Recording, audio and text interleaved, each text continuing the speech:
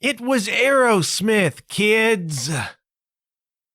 Remember back on the comeback episode when I talked about scrambled much music?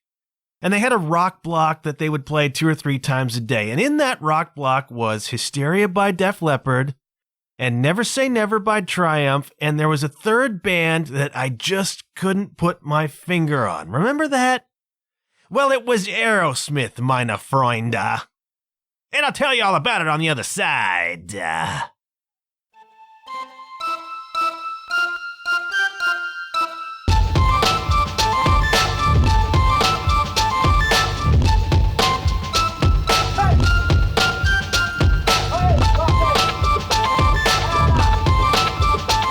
Hello, you're listening to the John Huff Podcast. Oh, yay.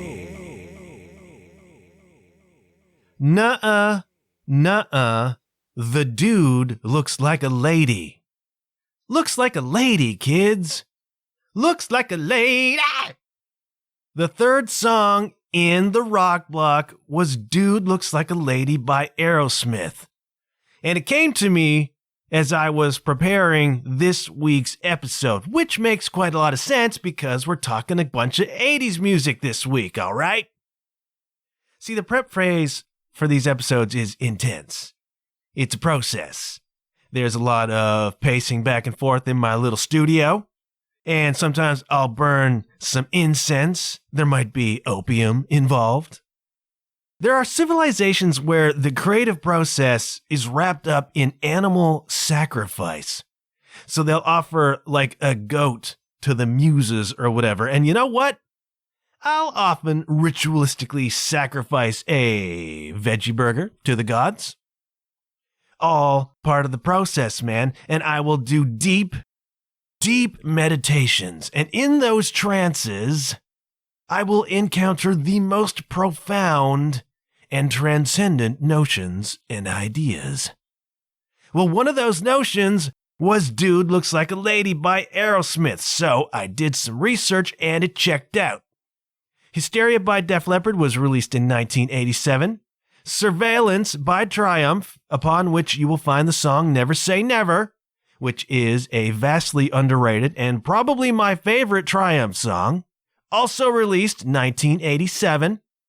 And Permanent Vacation by Aerosmith, let me see those hands, kids, was released in the year of our Lord, 1987. So we solved that mystery, and I gotta tell you, I'm just tickled pink.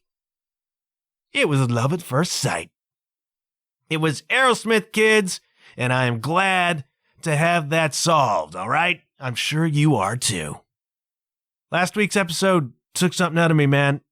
I gotta be honest, it was probably the most labor-intensive episode that I've done, the goth thing. There was so much research involved, and I listened to so much music, and I spent so much time and mental energy trying to piece what I learned into some kind of coherent narrative.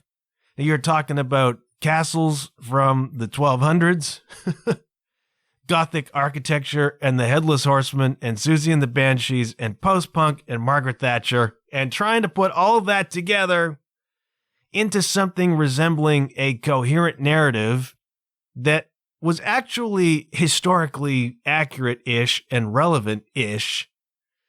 Extraordinarily difficult, man. It genuinely took something out of me. It was like a full-time job doing that episode last week, and then recording it, and then editing it, and then doing all of the afters, the publishing it and releasing it, and all the marketing that goes with it. Extraordinary amount of work. Genuinely took something out of me, so I hope you liked it. I hope you enjoyed it, and I want to say thank you to those of you who did and said that you did, and those who congratulated me on the 100th episode. But I say all of that just to say this week we're dialing it back ever so slightly on the research and work, and not exactly effort. There's still a lot of effort, but it's something a little lighter, okay? It's something a little lighter, but I'm staying in kind of the era. This week, I'm talking about some of the pop songs from the 80s that I actually like. Because I spend so much time on the program anymore talking about your hard rock and your metal music that you probably think to yourself, man, does this guy listen to anything else now? If you listen to enough episodes, you know that I love Sarah Harmer and that I love The War on Drugs and that my favorite band is King's X, which is a hard rock band, but not exactly a hair metal band. You know what I mean? So you know that I have nuance and variety in my listening. But back in the day, back in the 80s, you probably would have been right had you said to me all you listen to is metal. And what happens with that is that you miss out on a lot of other stuff. And I was so focused on the hard rock and metal that I did miss a lot of things. But I'll tell you now, there is pop music from that era that I absolutely, really, genuinely like. And we're going to talk about some of it today, okay? Now, there are categories of song from that era that I like, okay? There are tunes that are just good tunes and are appreciated for simply being good tunes. And there are tunes that take me back, to a time and place. There are things that trigger memories. And music is a time machine, kids, all right? Music has a singular power, a singular ability, unlike, I would say, any other style of art, to put you in a place and time. It is a time machine. For example, I can put on the At the End of the Day album by Galactic Cowboys, and as soon as the first chords of the opening song, Nothing to Say, come on, I am sitting at my tiny table in one of our tatami mat rooms in our apartment in Japan, and it's 1998, and I can smell the tatami, and I can smell the oppressive humidity and heat outside, and I can feel in my bones the insane feeling I had, particularly in the early days of going there, of extreme culture shock and waking up like, where am I and what am I doing? How on earth did I get to Japan? And what do I do now? That comes immediately from the opening chords of that song. Music takes you to places like nothing else does. And so there are songs on here that are simple time machines. But there are other songs that I think ignite in me a nostalgia for an 80s that I missed, okay? There was a lot of 80s that I missed. There was a whole culture of music that I missed. And I missed it because, I was so focused on the hard rock and metal because that's what I loved. And I missed it because I was so much in the church world and not super duper exposed to some of that music. It happens, I missed part of the 80s. There is a nostalgia there for an era that I missed. And I feel that for a lot of eras, by the way. But there are a few songs from the 80s that really inspire or invoke that in me, one of which is U2, New Year's Day. Stuff that predates the Joshua Tree. The Joshua Tree has its own obvious connection to the 80s. It's maybe the greatest record of the entire decade. An absolute masterpiece. But it's the stuff that precedes that. This sort of before that U2. The about to blow up U2. And I think of the song New Year's Day. And there is a keyboard tone. There's an iconic keyboard part that runs through that song that is the 80s to me. And hearing that sound from New Year's Day, incidentally, if you've listened to the last episode or the New Wave episode, and we talked about the music that came post-punk, driven by bass guitar and with the guitar kind of playing a sort of ambient roll over top of that, and then you mix in a keyboard. That's New Year's Day by U2, man. And I think Edge probably popularized that style of playing, kind of ambient textural guitar, Nobody does it better, man. But that song, New Year's Day, for me, invokes a nostalgia for an era that I missed. When I hear that song, when I hear that keyboard tone, there's a certain melancholy that hits me, man. And it's like, I missed that. I just utterly missed that whole thing. And it's representative to me. You know what I mean? And I've said before that one of the reasons I think I like The War on Drugs is that they have a couple of songs where the keyboard tone comes in very similar to the keyboard sound on New Year's Day. And maybe it just invokes that feeling in me too. I've said before, songs that resonate are songs that produce emotions, and that's all tied up in sounds, you know what I mean? So New Year's Day, and then if you go watch like 1983, the U2 performance at Red Rocks, the infamous, famous, recorded on video, U2 at Red Rocks 1983, and they play Sunday Bloody Sunday, and Bono comes out with the big white flag and everything, this kind of iconic moment, a moment that I can't find this on YouTube. I can find the concert, I can't find the video for Sunday Bloody Sunday that apparently had that footage in it, which blew up on MTV, I guess. And that moment with the white flag kind of announced U2 in the consciousness in America sort of thing.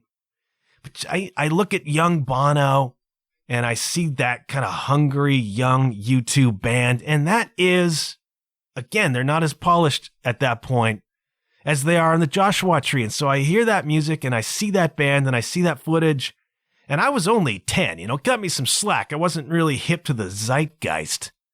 But it is for me an era that I missed. And that is wrapped up in that U2 song. So there are songs like that. Songs that make me nostalgic for an era I missed. And then songs that put me in a time and place. And immediately when you embark on a project where you're like, I'm going to talk about my favorite pop songs, you have to begin to identify what on earth a pop song is. Because there are songs that I love from the 80s that were not glam metal songs, that were not thrash metal songs, but they weren't exactly pop songs either. So you get a song like Oh Sherry by Steve Perry. Remember Oh Sherry by Steve Perry? That tune came along early 80s. Again, I'm just coming online at that point. I'm just experiencing music. Probably heard it on the radio. And one of my favorite songs from the 80s. Not a hard rock song per se. Not a pop song per se. It exists in the land called maybe pop rock. If you want to have a good time, you got 3 or 4 minutes to spend. You want to have a good time. Go watch the video on YouTube for Oh Sherry by Steve Perry. Really, really funny because the video starts off and it's like a medieval wedding. You're in an old church, right? And the people have gathered. And there's Steve Perry at the front in his kind of medieval costume, the groom, with his long hair. And you hear the opening strains, that keyboard part, and the church doors open and in comes the bride, right? The moment has arrived. And I'm watching this going, what on earth are they getting at here? And then the bride comes down the aisle, and then all of a sudden, Steve Perry basically says the same thing. He's like, whoa, what are we doing here? And he starts taking off the costume. And you pull all the way back, and you see the set that they're on and the cameras and all the thing. And Steve Perry's like, this is not me, man. I don't know what we're doing, but this video is totally not me, and I'm not into it. And then, like, the producer comes out, the director, whatever, and they're arguing with them. And then there's some woman who I think is like record label or management or whatever. And there's this big hullabaloo. Get a hullabaloo into your video, kids. There's this hullabaloo about why are we doing this video. Steve Perry he's taking it off. He's got his jeans on. And everybody's arguing back and forth. And he just kind of slips away. You remember how this song goes? It starts off with that little keyboard part. And then it stops. And there's a few seconds of silence. And then the first verse is just Steve Perry a cappella. So you see Steve Perry kind of walk out of the room, and he goes around into the hall, and he sits on the stairs, and the lighting is just so. Everybody's arguing in the other room, and then all of a sudden, he just starts to sing that first verse in the way that only Steve Perry can, man.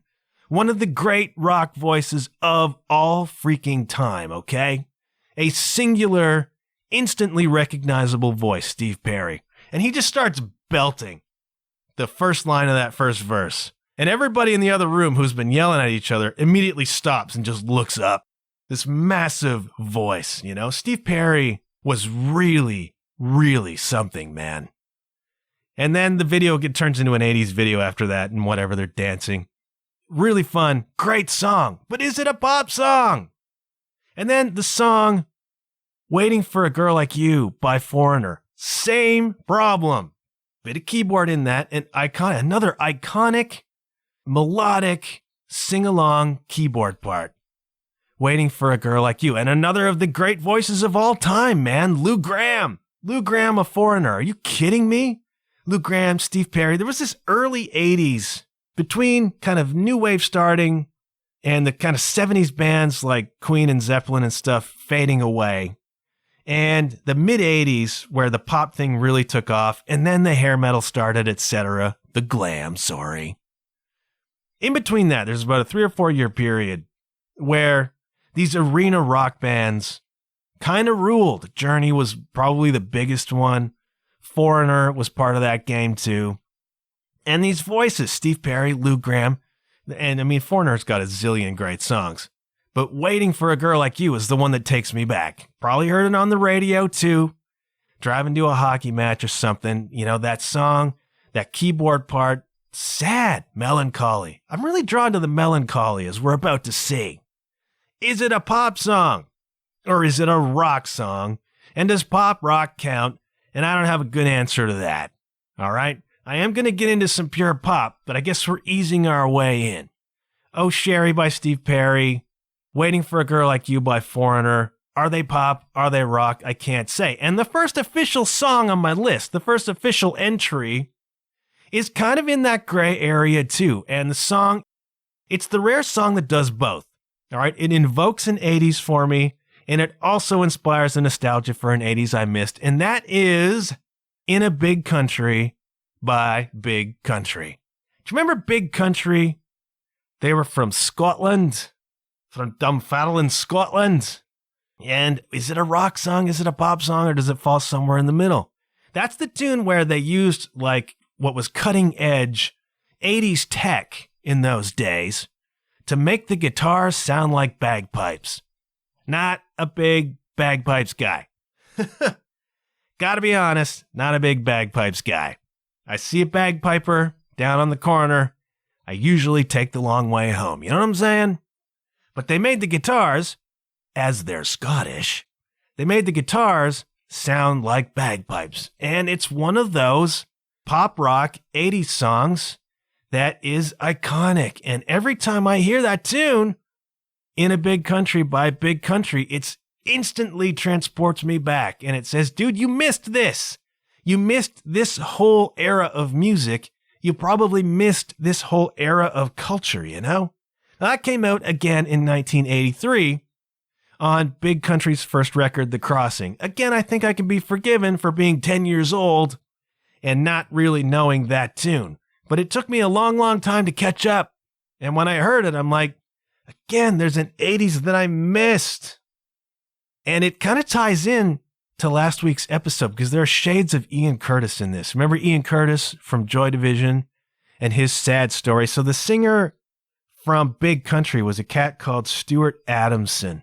And I mean, Big Country was a big deal. All right. I think their only like mega hit in North America was In a Big Country. But over in Europe, in the UK, they had a string of hits and they made a lot of records. And, you know, in the 90s, it faded a little bit, but they were kind of relevant for a long time. And they did really, really well. But this cat, Stuart Adamson, was a troubled soul in the vein a little bit of Ian Curtis. And I gather that it happened in the early 2000s. There was like a drunk driving situation. And I think he was due up to be in court on impaired driving charges in around 2002. And then in November of 2001, he was getting divorced. I think there was a substance abuse problem. And he went missing on the day his wife filed for divorce. And they found Stuart Adamson had committed suicide. So you know what? I don't know, man. It can be really hard. I can imagine it is deathly hard to be at a kind of pinnacle and probably get caught up in a lot of the trappings of that pinnacle, your drugs, etc. And then have the pinnacle kind of drop and you drop with it. And what are you left with? And then some people can't handle that very well. There's a great documentary, incidentally, on Amazon Prime right now. It's about Chris Holmes, the guitar player, one of them, the initial, original, legendary lineup guitar player from Wasp.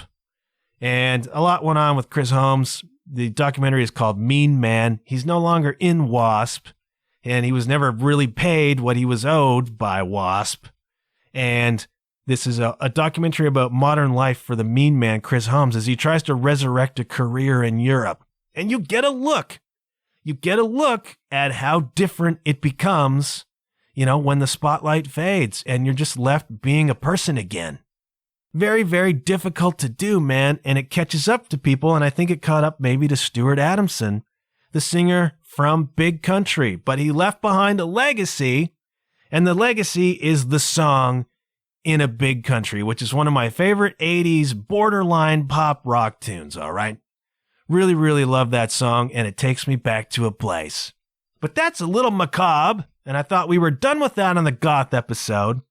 So let's have a little more fun. The next song I'm going to highlight is Obsession by Animotion. Remember Obsession by Animotion? That song is actually a cover of a version of it that came out like 6 months or a year before. That doesn't matter. Iconic keyboard part again. It's like fire you up music, man. And the reason I say that is because Animotion was the theme song to Saturday night's main event. Remember Saturday night's main event, kids? It ran in the summertime, started around 1985. I think once a month, it ran in the Saturday Night Live rerun slot, 11:30 p.m. on NBC.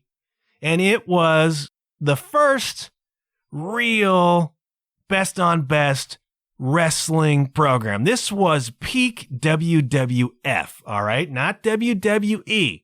This was peak World Wrestling Federation mid-80s. Kids, let's step back in time.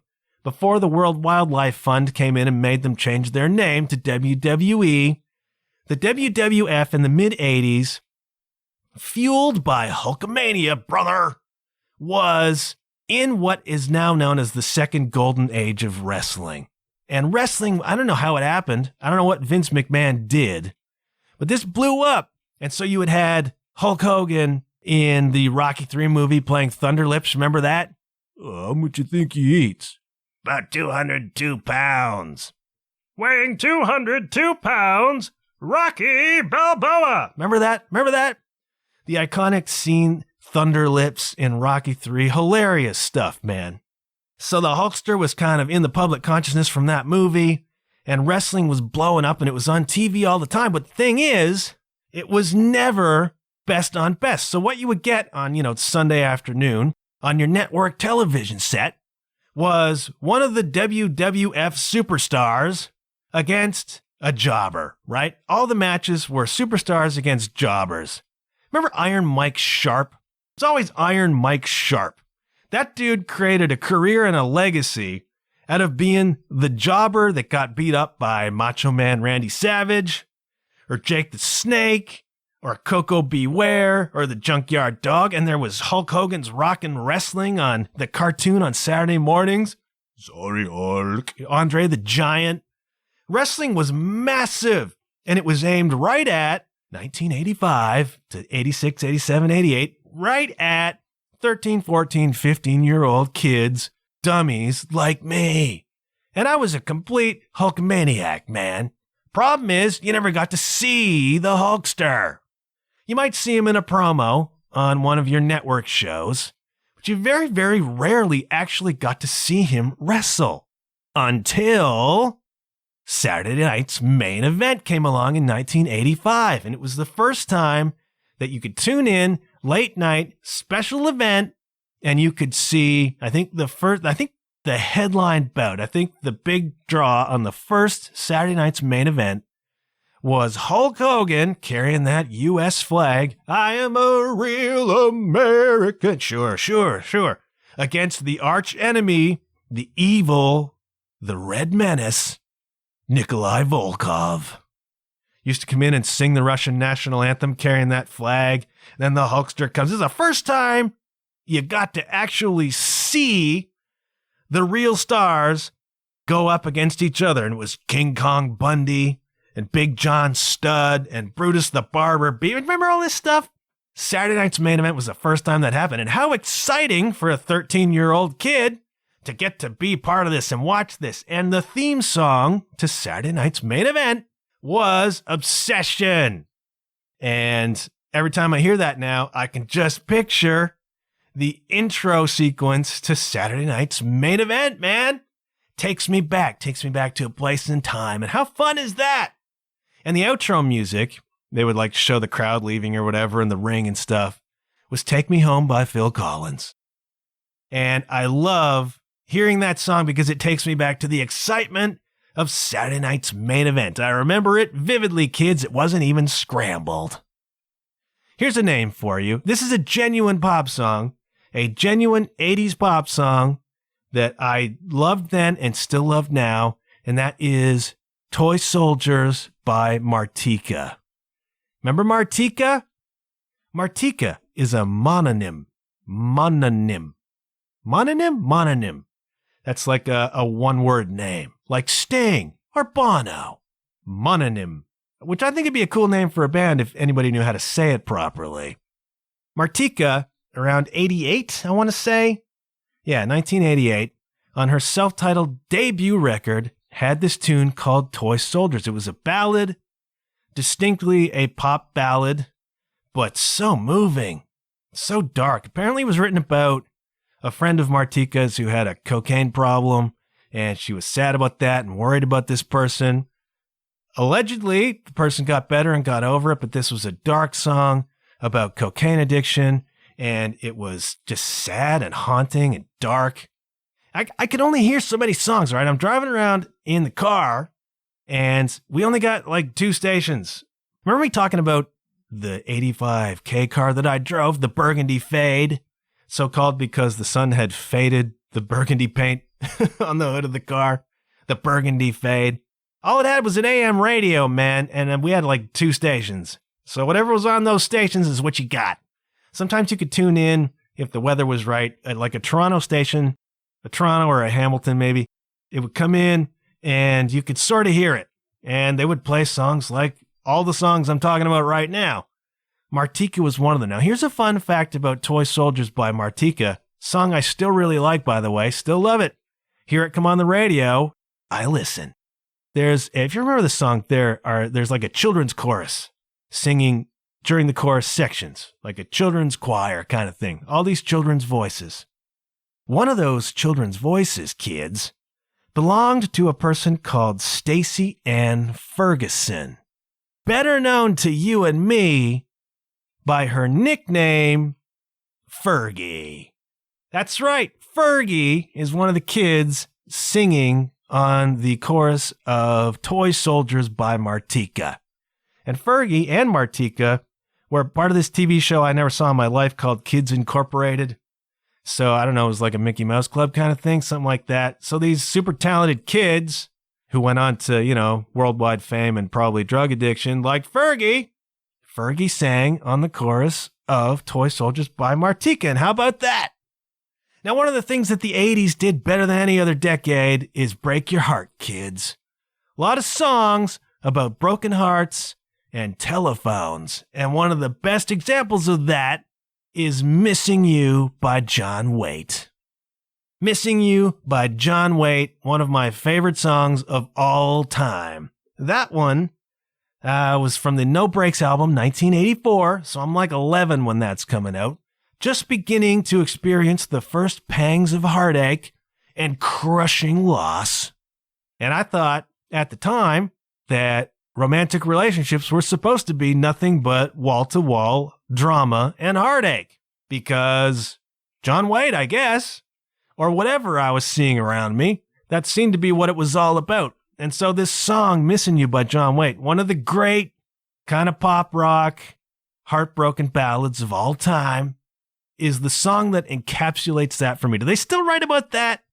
I think all the songs now are just about explicit things. I suppose they were in the 80s too, but there was a lot of heartbreak going on and a lot of telephones. I think we're not writing broken heart love songs anymore because we're not using telephones anymore. That just occurred to me.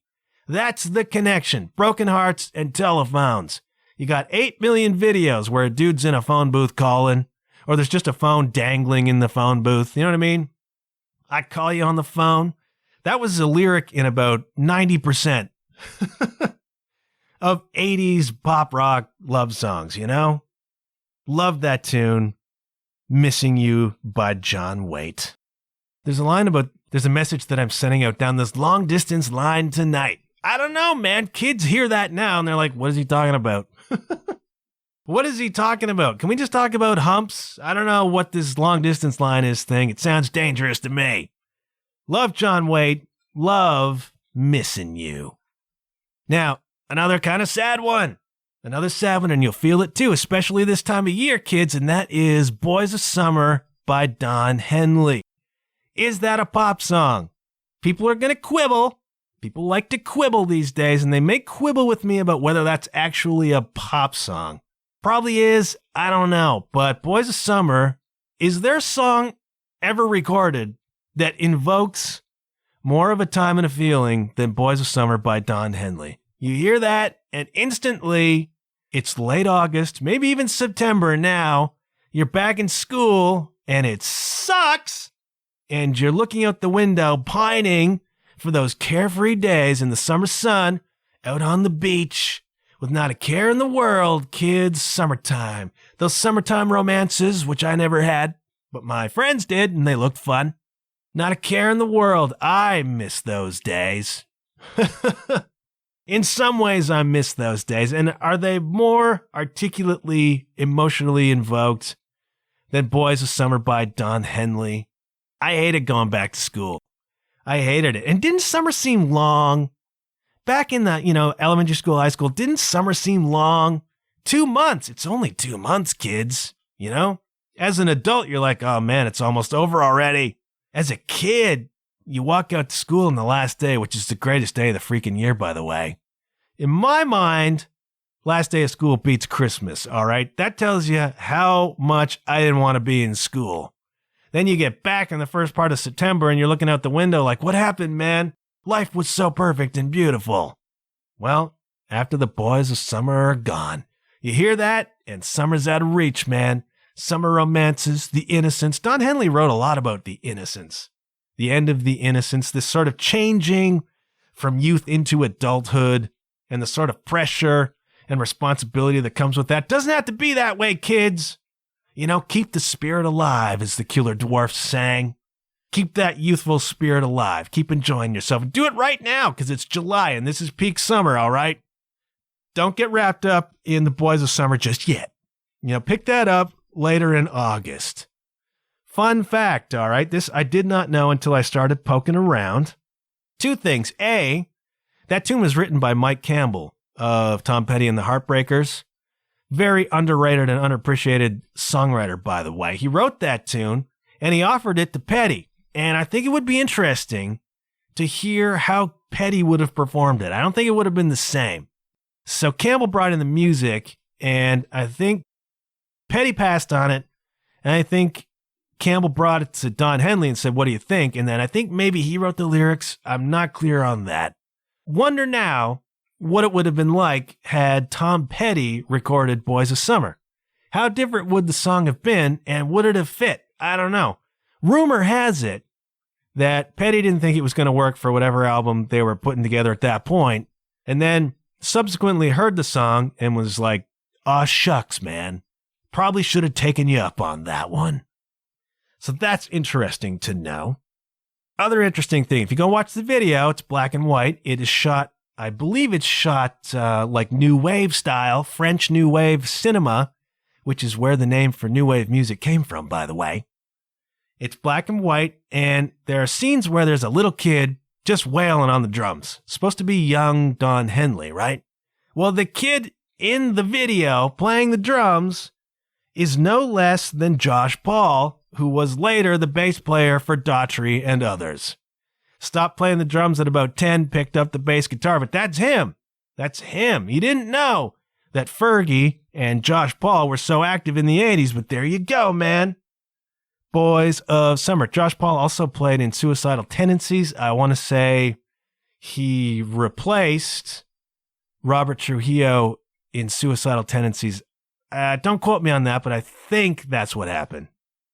There was a comment on YouTube to the video, and a guy said, it's the most, quote, nostalgia-inducing song of all time. And I think it is. It's one of them. Certainly one you think of when you think of nostalgia for the summer. And summer's lost as we approach 50. Looking back on those heady days, you tend to remember the rosy glow, man. The Boys of Summer by Don Henley. I'm going to make you sad. Going to make you a little bit sad right now because another one of my favorites, and Andrew Mangan of the Arsblog, who was a guest on this program. Arsblog is about Arsenal. It's not about something you might find on TikTok. He would not be pleased or would not approve of me choosing Another Day in Paradise by Phil Collins as one of my favorite 80s pop songs. Is it a pop song? I think it's a pop song. It's not a dance number, but I think it is a pop song. And that's the one that Phil wrote about homelessness. And you know what? Got in a lot of trouble for it. A lot of people were not pleased that Phil Collins, with all of his enormous wealth and fame, took it upon himself to kind of point the finger about people ignoring homeless people, you know? And I don't know. Like in the modern day, yeah, I can see everybody trying to cancel Phil in a way for that. And then Phil picked up and he took his fortune to Switzerland, ostensibly to be with his fiancée. But a lot of people say, yeah, Phil, you just took your money to a tax haven, man. You don't believe in this homelessness stuff. But the truth is, Phil Collins raised a lot of money to support homeless charities through his shows and through donations from his audience.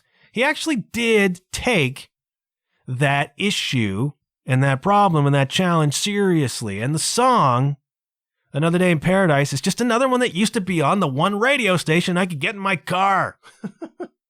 And it's another one of these kind of melancholy, evocative songs, but it's powerful, man. It's powerful. Now, if you want something a little more fun related to Phil Collins, I highly recommend the Genesis song Land of Confusion. I know a couple of you out there right now are smiling because you're thinking of the video for Land of Confusion, which featured the Spitting Image puppets. Remember Spitting Image? Spitting Image was a TV show that ran. It came out of the UK, and it was a TV show, and it was all puppets that were caricatures of celebrities. And they were eerie, creepy, and amazingly accurate caricatures of celebrities. And the whole video for Land of Confusion is that. So you've got caricatures of the guys in Genesis, and then you've got a whole bunch of caricatures of like Reagan is Superman, whatever. And it is a creepy, whacked out video. Great song, Land of Confusion. Great song. And this video is just freaking bananas. There's like a scene where Mike Rutherford has a really long tongue and he's wrapping it in a hot dog bun and putting mustard on it and then starting to eat it. It's horrendous. But the video is mesmerizing. You want to be creeped the F out? Go watch the video for Land of Confusion by Genesis. But if you want to listen to one of my favorite songs from the 80s, Another Day in Paradise by Phil Collins, all right? Going to take a break right now. I'm going to do something that we call the Patreon plug. Very quickly, yes, I have launched a Patreon site for the show, everybody, which you can find at patreon.com/JohnHuffPodcast. I want to thank those of you who have signed up so far to help support the show. I like Patreon, okay? I like it because it's voluntary. You're going to have to listen to this ad read, but not any other ones. You know what I mean? It exists for people who are inclined to support the show, and it is entirely up to you whether you do that or not. Now, a lot of Patreon sites have 4, 5, 10, 15 different membership levels for a lot of different prices. I am not that sophisticated, okay? I have one level. It's $5 per month to sign up to my Patreon site. You can think of it like tossing me a $1.25 tip for every episode I do to help me cover the expenses that I incur for this show, okay? Again, 100% voluntary, all right? You are not obligated to anything. If you're not inclined to support that way, or you're not in a position to support that way, no problem. The show will remain free and accessible wherever you enjoy fine podcasts. You don't want to do Patreon, but you want to help in a different way? Ratings and reviews on your preferred podcast platform, kids, please. Those warm my cockles, and they help very much to get the show seen out there in the world. And seen means heard, hopefully. You know what I mean? You can share the episodes. You can talk to people. If you like what I'm doing here, kids, go tell somebody. I certainly appreciate it. That's all I'm going to say about Patreon. Patreon.com/JohnHuffPodcast. If you're inclined to throw me a $5 a month for the work I'm doing, and thank you kindly. Now, I'm going to do some honorable mentions to pop songs right now before we get to the big one. I do have a favorite pop song from the 80s, okay? I do have one. But I got to do some shout-outs. I mean, we're talking about a whole decade of music here, you know? I'm going to give a shout-out to Escapade by Janet Jackson. I know. You didn't see that one coming, did you? That's a fun song, man. That's a fun song, and at the time, a lot of us had just a little thing for Janet Jackson, okay? We had just a little thing for Janet Jackson, and she's dancing in that song, and she's so bubbly and ebullient, and it's fun. And again, I only got like 2 stations in my car. If that tune was on, I had to listen to it, all right? And I liked that tune, Escapade by Janet Jackson. Very, very fun. Take On Me by Aha. What 80s pop list is complete without that song? I don't even particularly like that song, but you can't have an 80s movie, a movie set in the 80s, nor an 80s podcast that doesn't include Take On Me by Aha, because it's iconic. You hear that keyboard part, and it is as 80s as it dang well gets, kids, you know? Take On Me by Aha. I'm going to say Don't You Forget About Me by Simple Minds. So this is an interesting one, okay? Simple Minds did not write this song. It was brought to them by a group of writers because they had written this song for a movie. And Simple Minds went, why do we need to record somebody else's tune? We're simple freaking minds. We'll write our own tunes and record them, thanks very much. But they listened to it and they're like, okay, we'll record it for your movie, whatever it is. And in their minds, in their simple minds, it was sort of a so-so pop song that's going on a soundtrack for a movie that will probably be nothing and forgotten. And, okay, we'll do it, whatever. So they record Don't You Forget About Me, and it does indeed go on a movie soundtrack. And do you know what movie that was, kids? It was The Breakfast Club. Not bad. They just happened to put a song on the soundtrack for one of the most beloved movies, probably of all time, for a certain teenage audience that is now a certain 40 or 50-something audience. The Breakfast Club, for those of you who weren't around, was a John Hughes movie, one in a string of massive John Hughes movies in the 80s. Those kind of teen comedies, a lot of them, or those sort of light but poignant, touching, sentimental comedies that he used to do.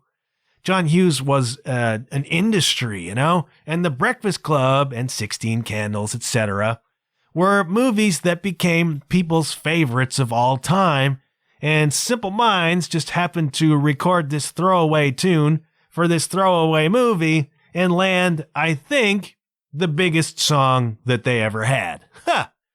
Not bad, you know, funny how that works out sometimes, but there's something that, for me, it's just another giant 80s pop tune. You know, take it or leave it. It has no sentimental attachment for me.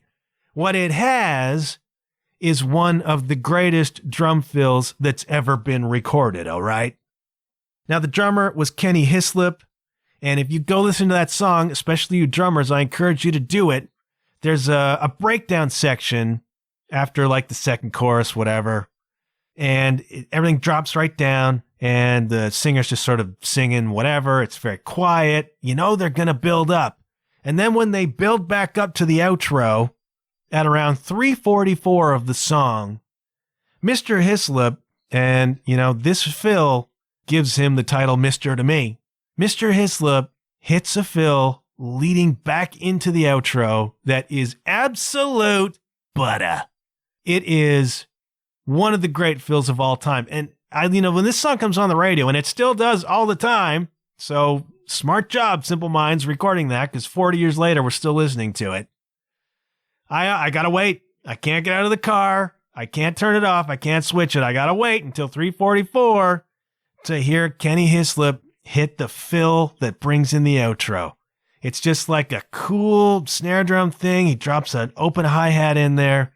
It is beautiful. It is a magnificent piece of drumming. And I wonder if he thought about it.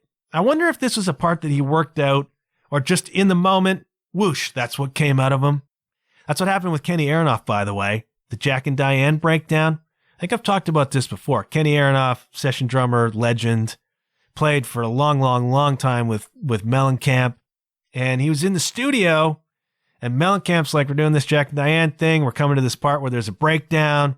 I want drums through it, and I need something cool. And Aronoff's like, he's a young drummer at the time. Mellencamp, notoriously difficult to work for, very demanding. And Aronoff's walking up to the drum set to record this part, not knowing what he's going to play. And he's like, all right, kid. In his head, he's like, all right, kid, you got 20 seconds. You got 20 seconds to save your career. And then it just comes to him. As he's playing, the breakdown part just comes to him, the hi-hat thing and whatever, and it's iconic. It's one of the most recognized drum parts of all time. Go listen to Jack and Diane, and when they do that sort of a cappella bit and there's just drums behind it, Aronoff came up with that on the spot, and it is now, in the drum pantheon. The Rosanna Shuffle by Porcaro and Aronoff's thing, the fill in the Air Tonight, all of the stuff that Peart did on Tom Sawyer, and that fill by Aronoff, that groovy plays on Jack and Diane. And now you've got this fill by Kenny Hislop at 3:44 of Don't You Forget About Me is Pantheon stuff, man. Absolutely freaking dynamite. And that's why that song makes this list, all right? It's a drummer's list. Straight Up by Paula Abdul. I know. You didn't see that one coming either, did you? Janet Jackson Light. There's a specific reason why I like Straight Up by Paula Abdul, because it takes me back to a time and place, okay?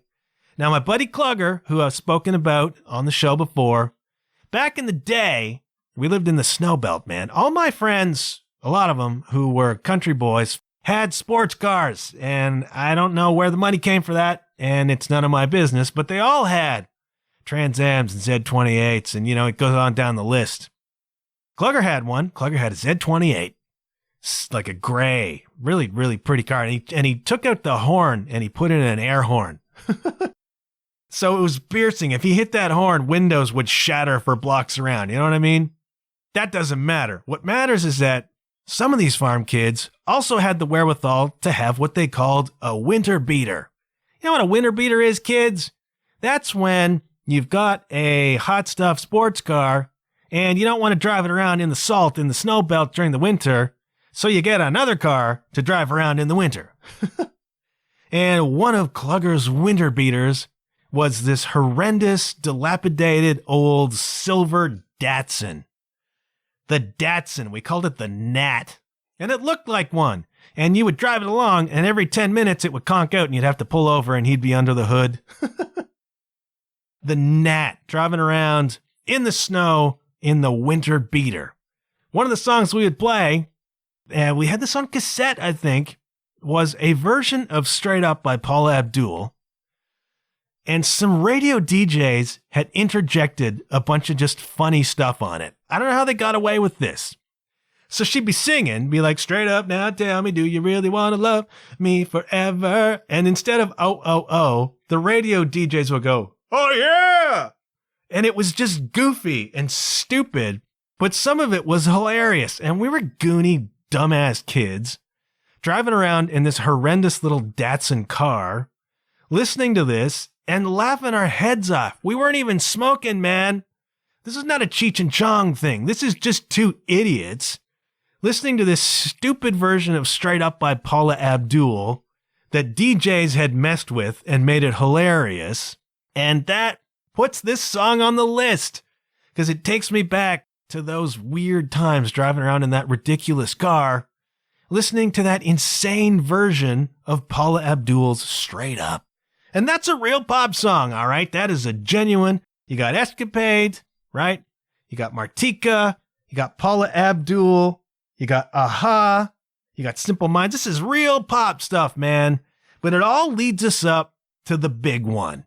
My legit favorite 1980s pop song is Everybody Wants to Rule the World by Tears for Fears. Insert crowd applauding sound effect here. And I don't even know why. Everybody Wants to Rule the World was a last-minute addition to Songs from the Big Chair. It was a song that they wrote very, very late in the development process for that record. They recorded it kind of, not a haphazard, but there's like a last second, off the cuff-ish kind of, all right, we got this tune. I don't know. We'll put it on the record and see what happens. And it winds up being probably the biggest hit that Tears for Fears had. And it's just funny how that goes, man. Sometimes these things, I don't even know if you can say that the song was written in a fit of inspiration or what, but sometimes the stuff that you throw away or that you think is a throwaway becomes the thing that endures. And I don't know if it's like there's more spirit in it or if there's more or less pressure on it. I don't know what it is, but it happens a lot of the time where you hear an artist say, yeah, we kind of wrote and recorded that in 20 minutes and we stuck it on there and then it just became the thing. So it is with Everybody Wants to Rule the World. And there's just something about that tune. There's this very interesting kind of shuffle happening on the drums. I had to learn to play this. Much, much trickier than it sounds, I play this song once in a while with Kay Howell because she's a keyboard player and, you got to pick out keyboard songs and that's a good one. It's my favorite 80s pop song. And there's something happening. It's like a triplet vibe on the hi-hats with an accent on the second note of the triplet. It's really tricky. And once you lock it in, once you actually get it and lock it in, then super fun to play. And that tune just grooves in a really pleasant way. I don't know what else to say about it except it grooves in a really pleasant way. And there's some conjecture about what that song is about. But I'll tell you this, during the first Gulf War, 1990-1991, the BBC banned it. The BBC banned Everybody Wants to Rule the World because it seemed to poke fingers at politicians and countries that are trying to take over the world. And so here we have this Gulf War, and the national broadcaster, the BBC, says we're not going to play that song. That's censorship, kids. We can't have any criticism of the government during a war. Interesting stuff, right? A protest song, apparently. And there's conjecture about what it's actually about. But there seems to be these pointing fingers at power. And it seems to be about, why don't we all get off our high horses and start to, respect each other, this kind of thing. It's a great freaking song. It is my favorite 80s pop song. And it came into my consciousness because it was at one point the theme music for one of Dennis Miller's shows. Maybe Dennis Miller's HBO show. I don't remember. And he's had a bunch. I can't remember what it was. I was and remain a big Dennis Miller fan. I used to like his show. I know he's gone like hardcore Republican. Like he's become almost a Republican shill, actually. But I love his stand-up comedy. It is so sardonic. It is so clever and so smart and so full of references. I love it. Love Dennis Miller's comedy. And I used to watch his talk show. And the theme song was that. Everybody Wants to Rule the World by Tears for Fears. That kind of brought it back into my consciousness. And I'm like, I really like this. This is a great song. Here's another fun thing. Because Tears for Fears popped up recently, like this year, playing that tune. And they were on Late Night with Stephen Colbert. And they played the song, Everybody Wants to Rule the World. And it was magic, dude. Like, it was magic. I mean, these are not young cats anymore. And we see people like, Vince kind of doing the best he can on the Motley Crue tour right now. Well, from the same era comes Tears for Fears. And, granted, the vocals are less demanding, but they stepped up on Colbert. They played that song. It was note perfect. And, it's nice to see that these bands are playing their own instruments and they're still doing it and they can still do it really, really well. And that is my favorite 80s pop song. And there are so many more. There are so many more 80s pop songs that I like. that are iconic, that transport me back to an era, that make me nostalgic for an era that I missed. And what are yours? Come at me, bro. Let me know what your favorite 80s pop tunes are. I'm very curious. Some of you who are around in the day, who are hiding in the back halls of the high school listening to Poison and Cinderella records, and then Metallica. What are the 80s pop songs that you like that you never told anybody about? Do you like Martika? Do you like a Madonna tune? Do I want to know if you like a Madonna tune? Before we go, and it is time to wrap, kids, it is time to move on, I got to give a shout out to Ty Tabor. All right, now by now, Ty Tabor of King's X, the guitar player extraordinaire, is my favorite musician on planet Earth. Ty is my guy, and King's X had a whole Europe tour planned for this fall. I was looking at going. I was looking at seriously beginning to price out and calendar out when and how I could get to Europe to see a King's X show. And King's X has had to cancel the entire tour because something's up with Ty. Now, it's not something that's going to stop him playing the US dates that they have. Something's up for which Ty needs treatment. He has not said what it is.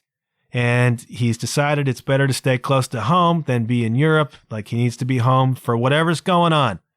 I don't know what it is, but it's probably not great. Love Ty. Love his playing. Love his solo records. Love what he contributes to King's X. If you're not listening to Ty Tabor, if you're not checking out his playing, go and freaking do. The dude is amazing.